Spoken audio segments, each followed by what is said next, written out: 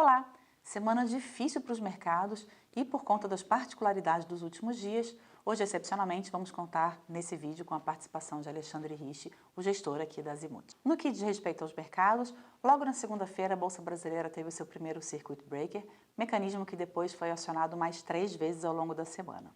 Por trás desse movimento, é claro, está uma economia com uma grande aversão ao risco, impulsionada basicamente por 2 fatores. O primeiro, o coronavírus, a extensão da epidemia e as medidas que foram tomadas como consequência dessa epidemia. Dentre essas medidas, a mais notória foi a suspensão pelo presidente norte-americano de voos vindos da Europa para os Estados Unidos, medida polêmica que teve muita consequência nos principais mercados globais.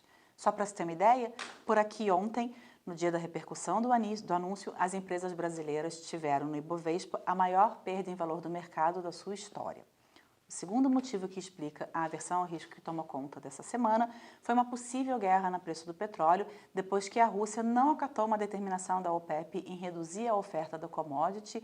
Esse não acatamento acabou sendo retaliado pela Arábia Saudita, que aumentou a sua produção e, consequentemente, provocou uma forte queda nos preços do petróleo no mercado internacional. Com isso, apesar da recuperação que está sendo observada nessa sexta-feira, a semana foi de bolsa caindo muito e dólar subindo muito. Para se ter uma ideia, até o momento da gravação desse vídeo, a Bolsa Brasileira tinha uma queda acumulada de 20% na semana, de 25% no mês, e o dólar agora voltava mais ou menos aos patamares de R$ 4,70, mas chegou a ser cotado acima dos R$ 5,00 ontem, no início da manhã, pela primeira vez na sua história. Do lado positivo, no meio disso tudo, uma série de medidas de autoridades monetárias e de governos locais vem sendo anunciados a fim de amenizar o efeito do coronavírus nas suas economias.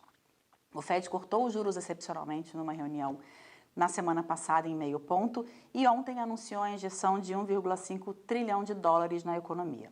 O Banco Central Europeu também anunciou ontem um novo programa de recompra de ativos, a fim de injetar mais liquidez na economia, enquanto a Austrália, Canadá, Inglaterra e Noruega anunciaram cortes nas suas taxas de juros.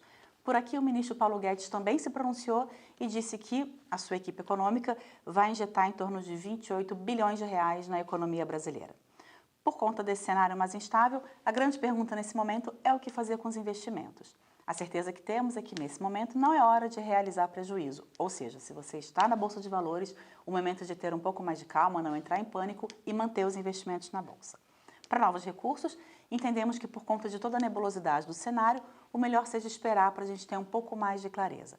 Para falar um pouco mais a fundo sobre isso, está aqui o Alexandre Rich, que vai passar para vocês a cabeça dos principais gestores a que estamos expostos. Bom, pessoal, falando dos fundos de investimento, vamos começar com a categoria multimercados. Diante dessa volatilidade dos mercados, eles acabaram reduzindo os riscos da carteira, mas infelizmente, como o movimento foi tão brusco, não conseguiram evitar cotas negativas durante essa semana. Indo para a categoria de fundos de ações, a gente divide aí a categoria em fundos long only e fundos long biased. Os long only são aqueles fundos que têm a carteira basicamente 100% alocada em ações. Esses ainda continuaram com as posições inalteradas, com uma visão mais de longo prazo ainda construtiva. Na categoria de fundos long biased, esses fundos eles aproveitaram a flexibilidade que eles têm de gestão e reduziram o risco das carteiras, mas mesmo assim, como eu falei, foi difícil proteger de todo o movimento brusco aí de queda dos ativos. Nesses patamares de preços que a gente vê agora, tanto na Bolsa quanto no mercado de renda fixa, os gestores começam a enxergar oportunidades de compra. Como a Helena mencionou, a gente não está recomendando redução de risco neste momento, é o momento de ter um pouco de paciência e aguardar essa turbulência passar. Tá? Então a gente continua confiante nesses gestores que a gente investe e recomendando a manutenção das posições. Apenas para finalizar, no momento da gravação desse vídeo, a Bolsa Brasileira subia 5,89% aos 76.856 pontos, enquanto o dólar cedia 1,67% e era cotado a R$ 4,71.